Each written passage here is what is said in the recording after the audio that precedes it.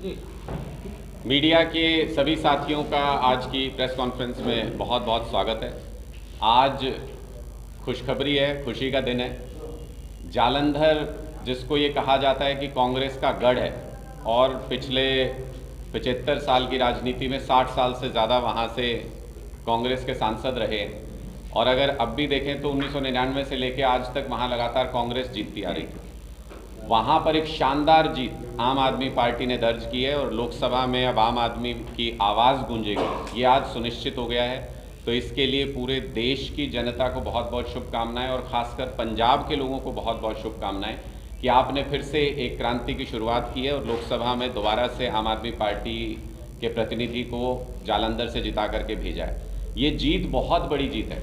आपको लगेगा कि एक लोकसभा सीट की जीत है, लेकिन ये उससे कहीं ज़्यादा आगे एक बहुत बड़ी जीत है।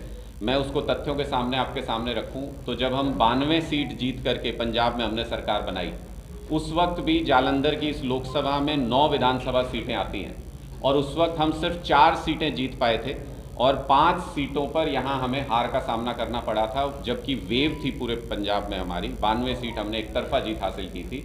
तब भी इस गढ़ को क्रैक नहीं कर पाए थे पूरे तरीके से।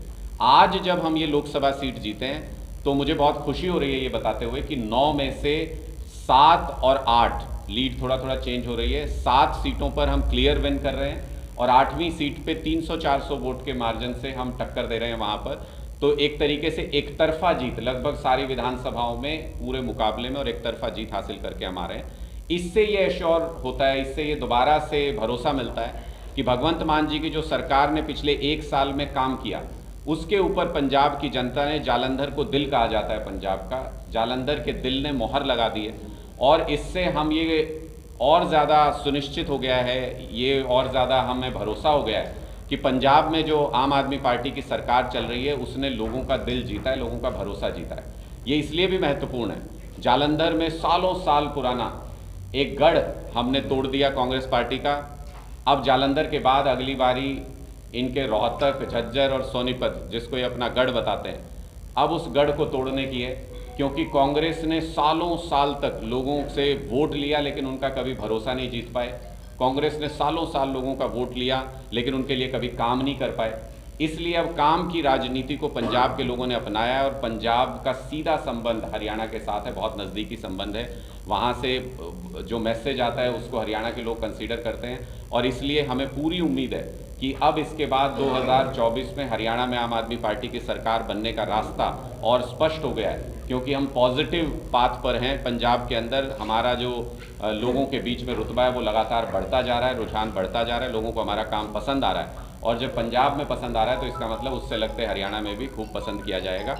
इसके लिए शुभकामनाएं। और साथ ही साथ उत्तर प्रदेश के अंदर भी आम आदमी पार्टी ने धमाकेदार एंट्री की है, यानी पूरे नॉर्थ इंडिया में अब आम आदमी पार्टी के जो विचार है उसको बहुत तेज़ी से एक्सेप्ट किया जा रहा है और साउथ इंडिया में भी हम सारे प्रदेशों में लगभग अपना संगठन एस्टेब्लिश कर रहे हैं। आम आदमी पार्टी नेशनल पार्टी बनने के बाद बहुत तेज़ी से पूरे देश में लोगों की भरोसेमंद पार्टी भी बनती जा रही है। सर, लेकिन आप कह रहे हो कि हरियाणा में असर रहेगा, लेकिन जो आदमपुर विधानसभा में तो आपको मैं इस्तेमाल की दिक्कत होगी। हाँ, मैं आदमपुर विधानसभा का अगर उदाहरण ही ले लें तो मुझे लगता है अच्छा एग्जाम्पल वो भी है कि आदमपुर में जब 2014 में भारतीय जनता पार्टी की सरकार आई थी हरियाणा के अंदर, तो उससे पहले के 3 चुनाव के आंकड़े मैं आपके सामने रखूं तो एक चुनाव में बीजेपी को 1800 वोट मिले थे, एक में 1400 वोट मिले थे और एक में 1200 वोट मिले थे और उसके बाद सीधे बीजेपी की सरकार बन गई। यानी कि जो सरकार जब बनती है, किसी आइडिया का जब समय आता है तो उसमें पिछले चुनाव में या बाई इलेक्शन में क्या हुआ उन सब चीज़ों को कंसीडर नहीं किया जाता। और अगर बीजेपी 1800 वोट से सरकार बना सकती है हरियाणा में, हमने तो फिर भी उनसे दुगने तिगने वोट हासिल किए हैं, तो हम क्या किस तरीके की जीत हासिल करेंगे हरियाणा में, इसका अंदाज़ा आप आसानी से लगा सकते हैं। मुख्यमंत्री वही जनसंवाद कर रहे हैं, परिवर्तन यात्रा कर रही है, भूपेंद्र सिंह हुड्डा अपना विपक्ष का आपके द्वारा, आम आदमी पार्टी कहीं इस तरह नजर नहीं आ रही। देखिए, हमने कल भी ये घोषणा की थी कि ये जो PR एक्सरसाइज चल रही है, ये मुख्यमंत्री जो जनसंवाद कर रहे हैं, ये अब PR एक्सरसाइज नहीं चलने दी जाएगी। ये इस तरीके से जो प्रोपेगेंडा करने की कोशिश कर रहे हैं मुख्यमंत्री के, अपने कार्यकर्ताओं को बुलाया, खुद ही जनसंवाद किया, अपने लिए अच्छे अच्छे सवाल पूछवाए, उनका जवाब दिया और हो गया जी जनसंवाद, जनता से बात करके आ गए। आम आदमी पार्टी के कार्यकर्ता मुख्यमंत्री के हर जन संवाद में अब जनता से जुड़े हुए सवाल पूछने के लिए जाएंगे। आज मुख्यमंत्री सिरसा में थे, वहाँ पर वो जन संवाद कर रहे थे, वहाँ हमारे कार्यकर्ता गांव के लोगों की समस्याओं पर सवाल पूछने के लिए पहुँचे थे। लेकिन शायद मुख्यमंत्री जी को जन संवाद में जनता के सवाल सुनने की आदत नहीं है, इसलिए उन्होंने एक बार फिर डर गए वो आम लोगों के सवाल से और उन्होंने पुलिस का इस्तेमाल किया। हमारे लोगों को सवाल पूछने से रोका गया, जनता को सवाल पूछने से रोका गया और ज़बरदस्त नारेबाजी जन संवाद कार्यक्रम में मुख्यमंत्री के में हुई है।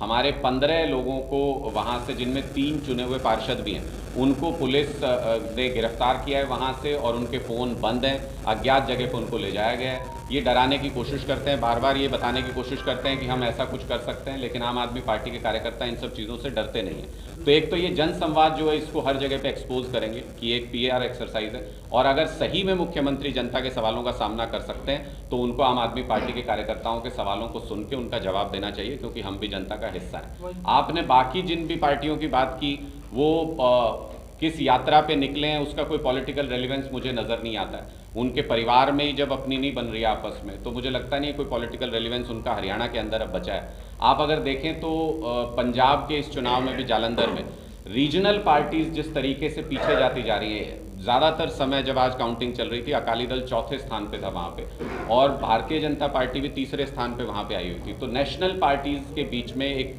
कंपटीशन अब लोग देख रहे हैं कि कौन सी ऐसी विचारधारा है जो पूरे देश को बदल सकती है। नेशनल पार्टीज़ के बीच में मुकाबला है, तो रीजनल पॉलिटिक्स अब धीरे धीरे सिमटती जा रही है इस पूरे इलाके में।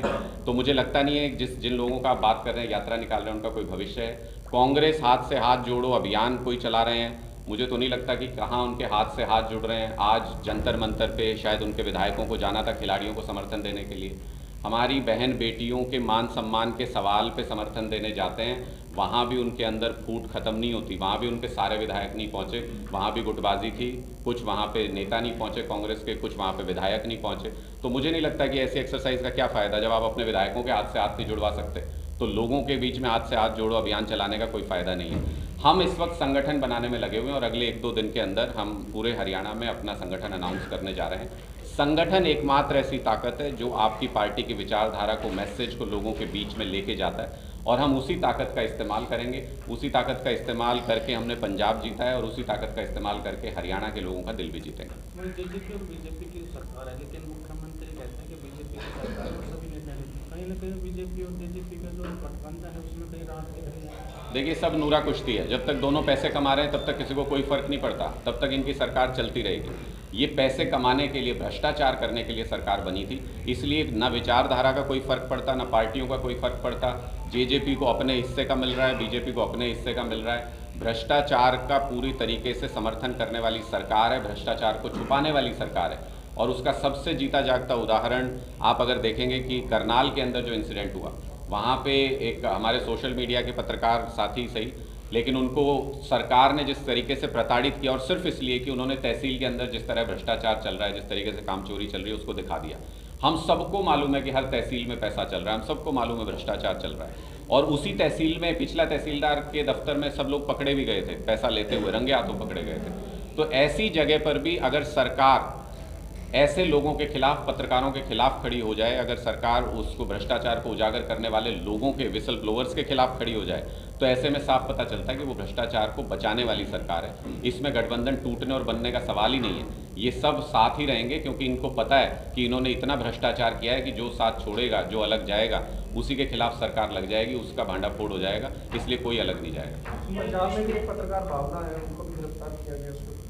देखिए, वो 2 मामलों की तुलना करना बिल्कुल गलत है। एक मामला ऐसा था जिसमें SC/ST एक्ट के तहत कार्रवाई की गई थी। हमारे दलित वर्ग के, SC वर्ग के महिला के साथ पहले उनको गाड़ी से टक्कर मारी गई और फिर उसके बाद उनको जाति सूचक शब्दों से गाली दी गई।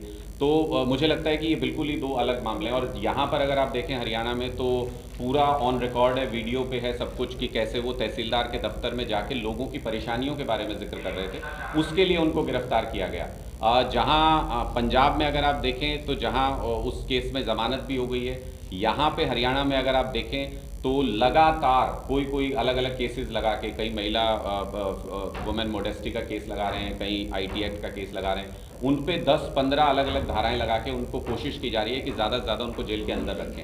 तो ये दो अलग अलग चेहरे हैं, दो अलग अलग मामले, इनको कंपेयर करना सही नहीं होगा। वहीं कर्नाटक का किस तरह से विधानसभा का जो नतीजे रुझान आ रहे हैं उसको लेकर किस तरह देखते हैं, क्योंकि पूरी की पूरी पार्टी बीजेपी लगी हुई थी और प्रधानमंत्री तमाम इस तरह के जो बयान दिए बजरंग दल। देखिए, कर्नाटक चुनाव के नतीजे साफ बताते हैं कि लोगों ने बीजेपी स्टाइल ऑफ पॉलिटिक्स को, मोदी स्टाइल ऑफ पॉलिटिक्स को पूरी तरह से रिजेक्ट कर दिया। जो ये बार बार धर्म की आड़ में छुप जाते थे, सारे 5 साल गलत काम करके, भ्रष्टाचार करके, धर्म की आड़ में जो ये छुप जाते थे, उसको एक करारा जवाब दिया है कर्नाटक की जनता ने और इस पॉलिटिक्स को नकार दिया। ये एक शुरुआत है। मुझे लगता है कि आने वाले दिनों में हर जगह पे भारतीय जनता पार्टी की पॉलिटिक्स को लोग नकारेंगे, क्योंकि अंग्रेज़ों की तरह फूट डाल के राज करना चाहते हैं, जातियों को लड़ाते हैं, धर्मों को लड़ाते हैं आपस में। लेकिन लोग अब ये फॉर्मूला इनका समझ चुके हैं, इसलिए इनको हर जगह पे पूरी तरह से रिजेक्ट किया जाएगा। वहीं राहुल गांधी की बार जोड़ो यात्रा का असर रहा है या फिर वहाँ जो बीजेपी के खिलाफ इस तरह से लोग नाराज थे, भ्रष्टाचार महिला। देखिए, आप पिछली बार भी अगर देखें तो वहाँ पे भारतीय जनता पार्टी ने सरकार तोड़ के गलत तरीके से अपनी सरकार बनाई थी, उनके पास मैंडेट नहीं था। तो जब लोगों के मैंडेट का आप अपमान करेंगे और गलत तरीकों से सरकार बनाएंगे तो कहीं ना कहीं लोगों के बीच में उसको लेकर नाराज़गी होती है। तो ये तो पिछला उधार अभी भारतीय जनता पार्टी के साथ लोगों ने चुकाया है और उनको करारा जवाब दिया है कि अगर आप सरकार तोड़ सकते हैं पैसा दे के गलत तरीकों से, तो फिर अगर विधायक खरीद सकते हैं तो फिर जनता भी उसका मैंडेट के जरिए जवाब दे सकती है। तो मुझे लगता है ये उसी का जवाब है। क्या बीजेपी विरोध करती है? निश्चित तौर पे इसमें तो कोई मतलब हाँ या ना सवाल पूछने की बात ही नहीं। पूरे देश में एक पार्टी ऐसी है जो जैसे ही चुनाव होते हैं तो वो मंडी में बंद बैठ जाते हैं व्यापारी बन के और वो कहते हैं विधायक बेच दो, विधायक बेच दो। और दूसरी पार्टी ऐसी है जैसे ही चुनाव होते हैं रेडी पे अपने विधायकों को लेकर निकलते हैं, कहते हैं विधायक खरीद लो, विधायक खरीद लो। ये तो पूरा देश जानता है। ये दो अलग अलग विचारधाराएं हैं जिसमें एक पार्टी के विधायक हमेशा बिकते हैं और एक पार्टी हमेशा विधायकों को खरीदती है। इनकी नूरा कुश्ती चल रही है ये हर जगह पर। वही जिस तरह से सभी पार्टी एकजुट होने के बीजेपी के खिलाफ कर रहे हैं, तो क्या आम आदमी पार्टी भी कांग्रेस के साथ? देखिए, हम तो पहले से लगातार ये कह चुके हैं कि पार्टियों के गठबंधन से कुछ होगा नहीं। पार्टियों के गठबंधन से सरकारें नहीं बदलती। अगर किसी को ये लगता हो कि कर्नाटक में सरकार बदली है क्योंकि किसी पार्टी ने कोई बहुत अच्छा काम किया या किसी पार्टी ने गठबंधन किया किसी के साथ, वहाँ तो ऐसा कुछ नहीं था। लोग परेशान है भारतीय जनता पार्टी की विचारधारा से और जिस दिन आप लोगों के साथ गठबंधन कर लेंगे, उनको ये यकीन दिला देंगे जैसा हम पंजाब में दिला रहे हैं कि हम अपने काम के जरिए आपकी ज़िंदगी संवार सकते हैं, बना सकते हैं, तो फिर पंजाब की तरह ही लोग आपको मैंडेट देंगे और उस मैंडेट में इजाफा भी करेंगे। हर चुनाव के बाद आपके मैंडेट में इजाफा होगा। प्रधानमंत्री का किस तरह देखते हैं वहाँ पे?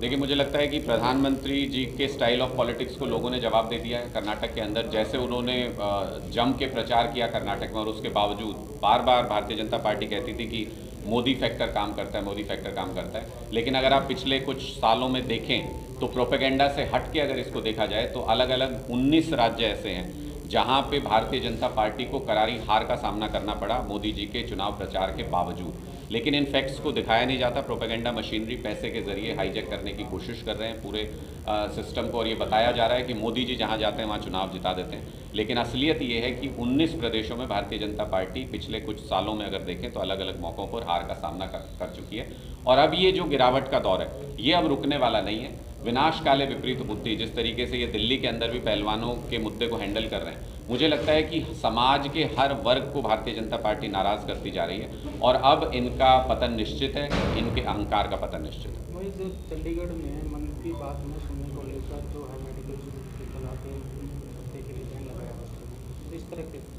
ये भारतीय जनता पार्टी की सरकार लोकतंत्र में तानाशाही चलाने की कोशिश कर रही है और खुले तौर पे तानाशाही चलाते हैं। जैसे सुप्रीम कोर्ट ने एक डिसीजन दिया दिल्ली सरकार के अधिकारों को लेकर के, उसमें साफ कहा कि दिल्ली में सर्विसेज से लेके बाकी सारी चीज़ों पर दिल्ली सरकार का अधिकार है, एलजी को वो बात माननी पड़ेगी। उसके तुरंत बाद हमने ट्रांसफ़र किया जो सेक्रेटरी हैं उनका और उसको बीजेपी सरकार ने, केंद्र सरकार ने रोक दिया, उसको होने नहीं दिया। तो यानी ये सुप्रीम कोर्ट का अपमान करते हैं। अब आप मन की बात आप कर रहे हैं, भाई हमारा भी मन है, लोगों का मन है, वो सुनना चाहते हैं कि नहीं सुनना चाहते हैं। सारी जगह पे इस तरीके से ऑर्गेनाइजेशन का मिसयूज़ किया जा रहा है। कॉलेजेस में बच्चों को कहा जा रहा है कि सुनिए मन की बात, ज़बरदस्ती है उनके साथ। जिसने नहीं सुना उन पे पाबंदी लगा दी, आप हॉस्टल से बाहर नहीं जाएंगे।